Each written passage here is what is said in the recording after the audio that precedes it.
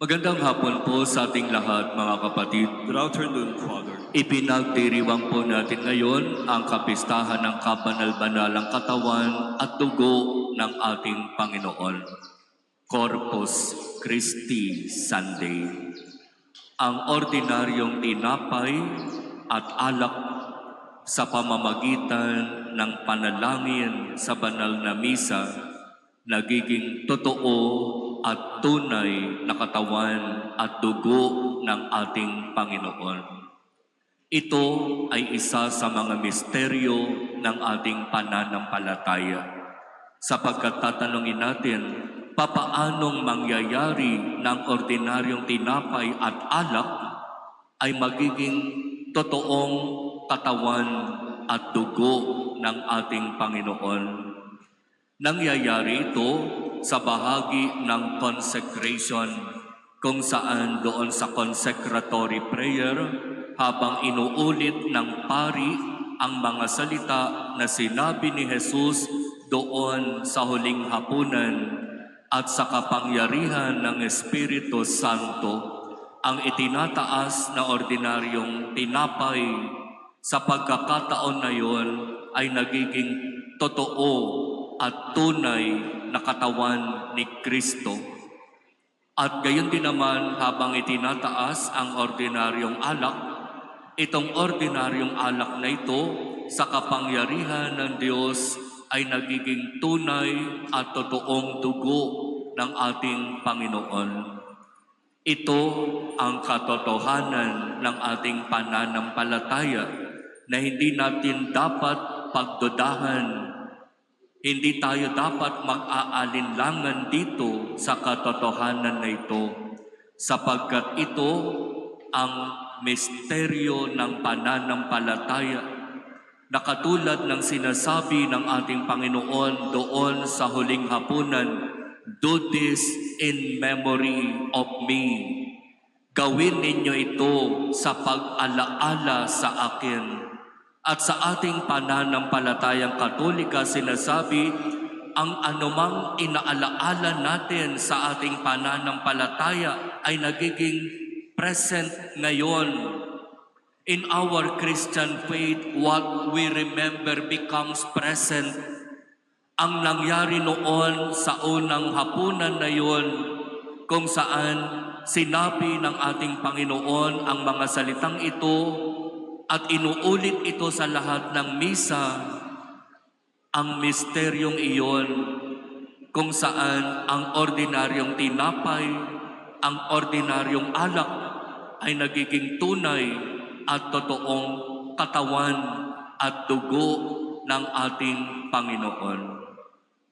Ilang Eucharistic miracle na ang ating nasaksihan at nababalitaan, kung saan pinatutunayan ng siyensya, pinatutunayan ng mga theologians, ng mga nag-investigate sa misteryong ito ng Eucharistic miracle, na totoo ang sinasabing katawan na ito na na-consecrate sa misa ay ang tunay na laman ng isang tao.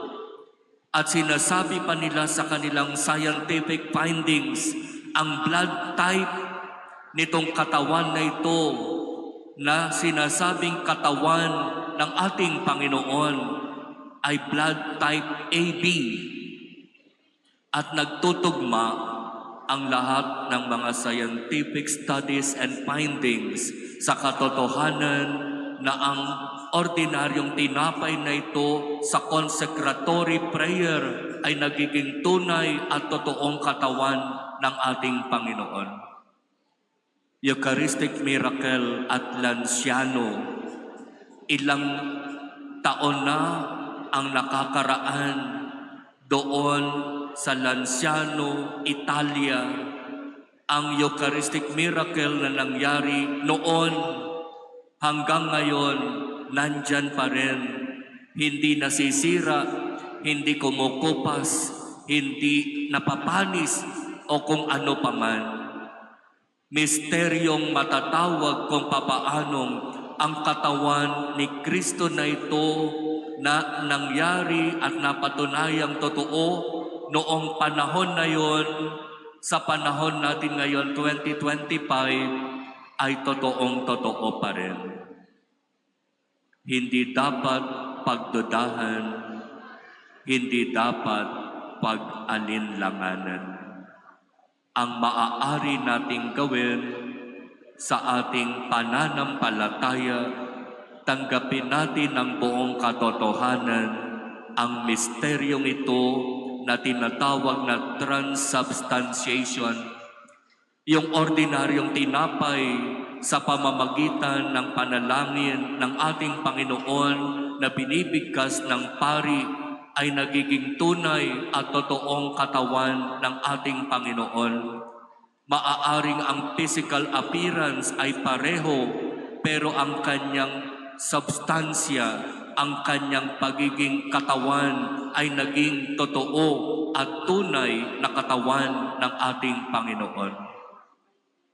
Kaya nga kapag tayo ay pipila sa komunyon at tatanggapin natin siya, sinasabi ng pari o ng ministro na tagapagbigay ng komunyon, katawan ni Kristo, at nagsasabi tayo, Amen. Ibig sabihin, naniniwala ako, sumasampalataya ako, nananalig ako na ang tatanggapin ko ngayon ay ang tunay at totoong katawan ni Kristo. Hindi ito ordinaryong tinapay lang. Hindi ito basta't simpleng bagay lamang na aking tatanggapin. Sa katotohanan ng ating pananampalataya, ang tinatanggap natin sa komunyon ay ang totoong katawan ni Kristo. At bago tayo magkaroon ng misa ngayong hapon, nagkaroon tayo ng pagtatanod, Holy Hour in front of the Blessed Sacrament. Ang mismong katawan ni Kristo ang itinanghal, inilahad sa atin. At kapag ang katawan ni Kristo ay ine-expose, ano ang inaasahan sa atin? Ibibigay natin sa Kanya ang buo nating pagsamba, pagrespeto at pananampalataya. Na kapag nakita natin na naka-expose ang Blessed Sacrament at darating tayo, hindi tayo basta-basta lalakad papunta sa ating upuan. Magbibigay respeto at galang tayo sa katawan ni Kristo na naka-expose dito sa altar. Kaya bago ako pumunta sa aking upuan, ako muna ay luluhod ng buong paggalang.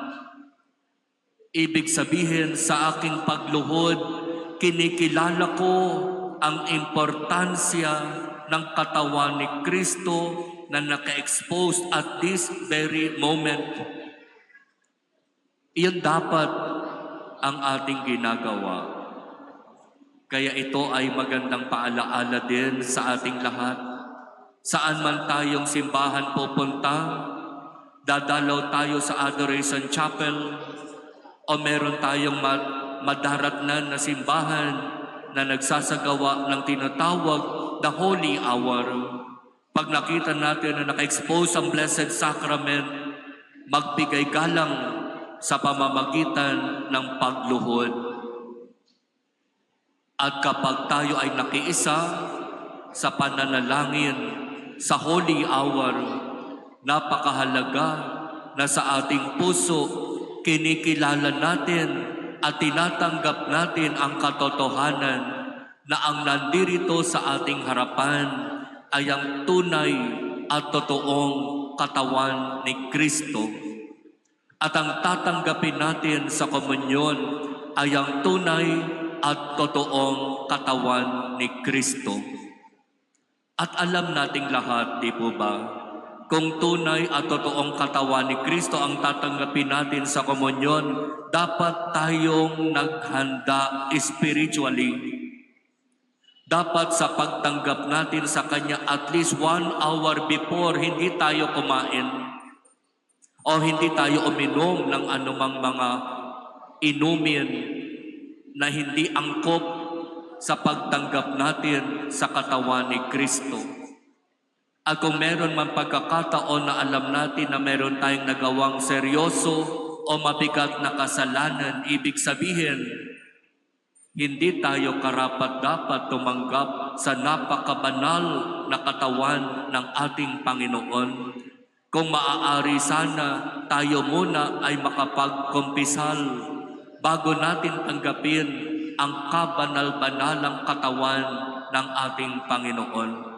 Sapagkat isipin nating mabuti, kabanal-banalang katawan ni Kristo, tatanggapin natin sa ating dila, sa ating puso, sa ating katawan na may bahid ng seryoso, ng mortal na kasalanan. Parang hindi bagay, di po ba? Ang kabanal-banalang katawan ni Kristo ay dapat tanggapin ng kahit papaano malinis na puso, malinis na katawan, na bagamat may pagkakasala, nandoroon yung pagsisikap na magsisi, na magbago at mangako ng tunay na pagbabago ng buhay. Ito minsan, mga kapatid, yung nakakalimutan natin, na para bang kapag tayo ay nagsisimba, alam natin na kapag communion, kailangan luminya at sumama sa pila. Bagamat alam natin, tayo ay namumuhay sa kasalanan. Bagamat alam natin, meron tayong taglay na kasalanang mabigat. At ano ba yung kasalanang mabigat? Alam na natin yon, di ba? Ang kasalanan na napapaloob sa 10 Commandments ay ang itinuturing na mga kasalanang mortal, seryoso, mabigat. At kung iyon ay nagagawa natin, para bang medyo pangit naman yatang tignan, tatanggapin ko ang katawan ni Kristo habang ako ay nasa state of mortal sin. Hindi akma na para bang binabaliwala ko ang kasagraduhan, ang kabanalan ng katawan ni Kristo na aking tatanggapin.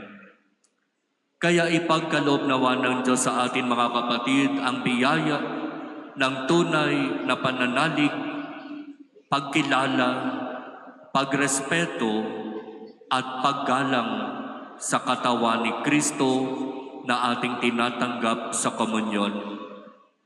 Sa katawan ni Kristo na itinatanghal sa ating mga holy hour, ang katawan ni Kristo na naka-expose sa ating mga adoration chapel. Ibigay natin ang karapat-dapat na paggalang, pagrespeto at pagsamba sa Kanya. Amen.